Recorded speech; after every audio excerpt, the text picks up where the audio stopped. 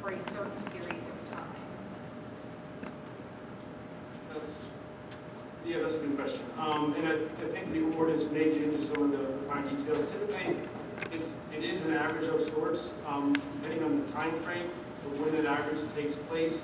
That I have to dig a little further into that, but it's not instantaneous level. It is an average over a little period of time, but it's a relatively short period of time. It is an average over a day. It's an average over a few minutes, or that's how it's determined. Okay, I can read you really quick because I found it in our oil and gas ordinance. It says, prior to drilling of an oil and gas well, the operator shall establish, can you read? Okay.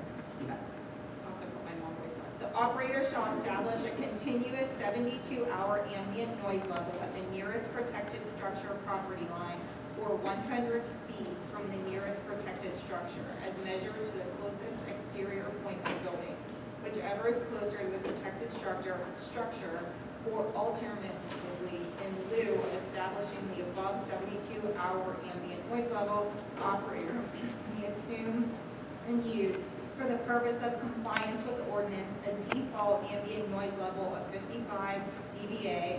The sound level meter used in conducting any evaluation shall meet the American National Standard Institute standard for sound meters or an instrument and the associated reporting and analyzing the equipment which shall provide such equivalent data, which will provide equivalent data. The operator shall provide documentation of any established 72-hour evaluation relied upon to establish an ambient noise level greater than 65 dBA to the township zoning officer within 3 business days of such a request from the zoning officer. So I guess if they go over 65, you need to report it to the township, and then we would go back to them, and it would go back. Can you clarify if it's an average or max? So it's either or. So it's an average of, it says it's an average, establish a continuous 72-hour ambient noise level. It says, I mean for violations. I thought it was a max decibel. it says a default, well, it's a max of 65. For 10 minutes or Right. something. Right.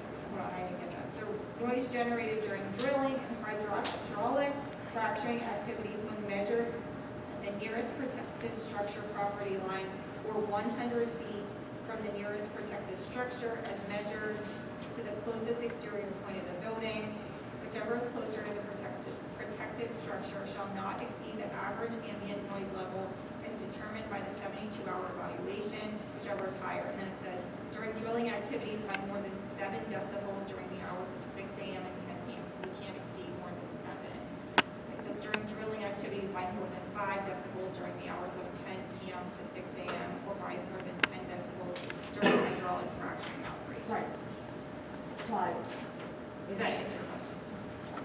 Sort of, yeah. I mean, so basically if they go over that at any time for more than, 10 minutes or something, then that's when you make a complaint, Yeah. or? The part, and I had wanted to ask this question too, like the struggle is like there's always a lack of communication. Like you have to call here, so it has to be during the hours of 9 to 4 when somebody's here, and then we have to turn around and report to Range, or you have to call their number. So that if it's a concern, you could request it as a condition. Okay. I have a couple of questions too. The first is they were referencing the nearest structure, which I think is Mrs. King's home. Did they do any actual ambient readings from her home, or did they just assume the 55 decibels for the model they used? Did they take any actual readings from her home or any of the other surrounding structures? So the question comes from Michelle Stonemark, and she said, did you take any actual readings from any of the structures, I think it was receptors 1, 2, and 5, from the actual homes themselves? Or, I think you're muted, Carl, you're muted. Okay, got it. We did not. And as you read in that ordinance, that if we felt that the ambient levels were higher than the 55, then we could have gone down that route and taken the sound readings to establish a higher level than 55. We didn't think it was higher than 55, so we would use that 55 ambient for our basement.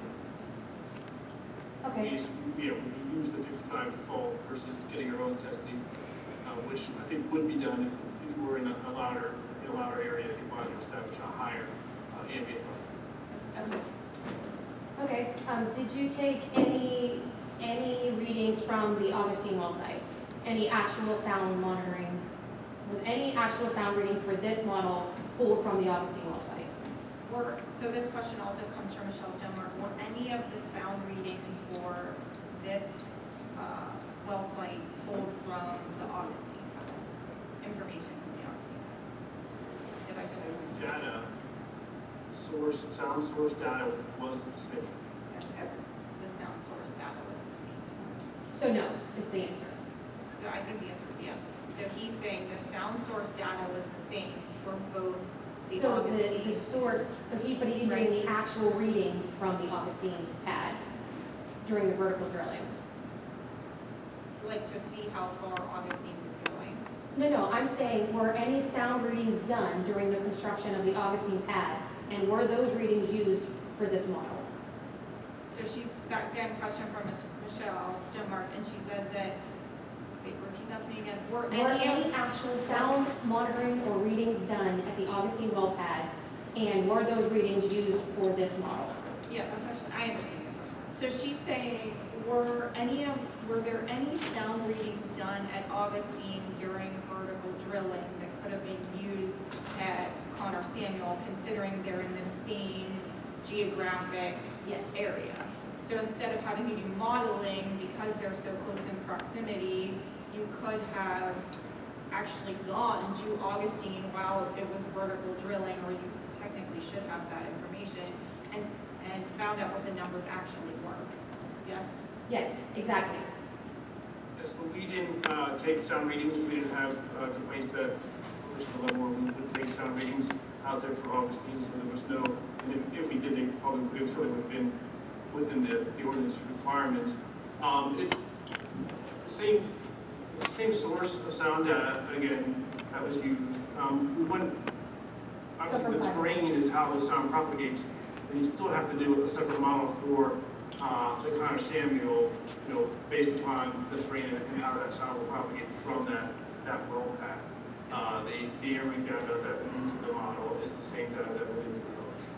And it was derived the same way as you described. We went on to an active air rig operation, an active diesel completion operation, and gathered sound source data from an operating site, and that's what we used as our sound source data. So, and this is my question, Cindy Fisher, not Michelle Stonemark. That confuses me a little bit because I'm fairly certain, and correct me if I'm wrong, that Grange said that they are using Augustine for sound modeling for some new up-to-date thing where you can go on and check the sound at any time, 24 hours a day, 7 days a week. So if you don't have it, how could you be doing this sound? And I know I have it here somewhere. Like how could you possibly be doing 24-hour-a-day sound modeling? Was that complaint driven and we installed a sound meter, it would gather that kind of data, but that was never, it never came to that point. Augustine was just So no one complained at get that Augustine about the continuous noise? information. So That you're- is what we would do when a sound complaint arises to that level. So Cindy, can you ask him if there were any complaints on the Augustine pad about the noise? Augustine. Because I'm fairly certain there were. Okay, so Michelle Stonemark question again, and I don't want to get too much into Augustine, but you're saying there were no sound complaints at Augustine? I'm not saying there weren't any sound complaints, but I don't know that went through the township that would have been driven to the level of that type of response. Okay, then can I ask what would drive it to the level of response where you put sound monitors in and measure the sound?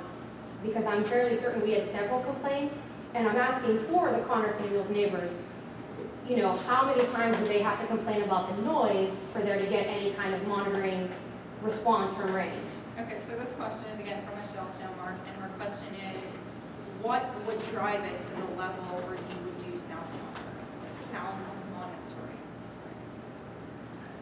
If the township received complaints, then, a lot of times we'll go check them out ourselves just with, a less accurate sound meter. We have a decent sound meter that we will go spot check it and see what it's like. And If it's nowhere near the ordinance requirements, we would discuss that with the township, talk about it. If it was near the, or if it, again, was requested, we would install one of these down, a meter out there that could continuously read that data. But again, the levels that are listed in the ordinance are fairly high, so we wouldn't have been up that high. But we, if it got to that point, yes, we would go out there and install sound meters. Is there, and this is my question, so because is there a number of complaints? Does it have to come from the township? I know you Grange offer like a 1-800 number, because like I said, our employees are only here 9 to 4. So if the noise complaint happens at 7 at night, they have to wait the next day or sometimes the weekend to get to us. So I guess we need to establish a process that kind of takes the township out of it, for lack of a better, or loops us in, but doesn't make us the primary respondent for a noise complaint. I think agreed, and that process is a little bit invasive. We did receive complaints that did not go through the township. We met with landowners. We did move some equipment around out there to try and help things out a little bit. So we do have that, and we will certainly continue to do that. And that's a 24/7 response line, and we will get out there and meet with those folks. And again, take those initial readings just to see what we think it's at, and then again, if it rises to the level, we would then install third-party meters with continuous monitoring. Okay. Any other questions from anyone in the audience? Why not just install those sound meters now and monitor it? Can you remind me of your name? I'm sorry. McKean, Jeff? Jeff McKean asked the question, why not just install the sound meters now? At the onset. At the Augustine, No, No, at Connersine. So when you're building this pad, why not just as part of the building process, knowing that there's a potential to install the meters? we could potentially put a meter up, not necessarily during construction, but once, I guess once the air rig arrives, we could try and get some baseline readings. I guess that's not out of the realm of possibility. So we could potentially add that. Why not then the whole process? Why not during the whole process? I'm sorry? Why not during the whole process? We've already experienced the loud noise with Augustine, so why not get it from the start and monitor it all the way through? So again, Mr. McKean said, we've already experienced the loud noise from Augustine from the beginning, from the onset of construction through production. Why not include sound noise? Well, again, we hadn't been asked to do it at this point. So this, I don't know that again, during construction necessarily, during the building of the pad, that's not, I don't know that's even in the ordinance as far as that type of sound requirement, but that's sort of something again we could do as the air rig was approaching. So I would just note your ordinance, actually, the modeling that the range provided isn't even required as part of the conditional use, but in the interest of getting that information out earlier as opposed to later, range typically will model in advance. Your ordinance is set up in a way that is, I'll say, complaint driven. That if there are complaints, there's an obligation to go out and investigate, and at that point, monitor. Carl, in terms of Augustine, a couple questions. Did you said there were a smattering of complaints? Is that correct? Correct. And did Range go out and do some anecdotal monitoring when that happened? Yeah, I think, I don't know exactly what level sound levels they took, but typically land agents have access to the sound meter, and they would meet up with the landowners and take some sound readings as part of that conversation.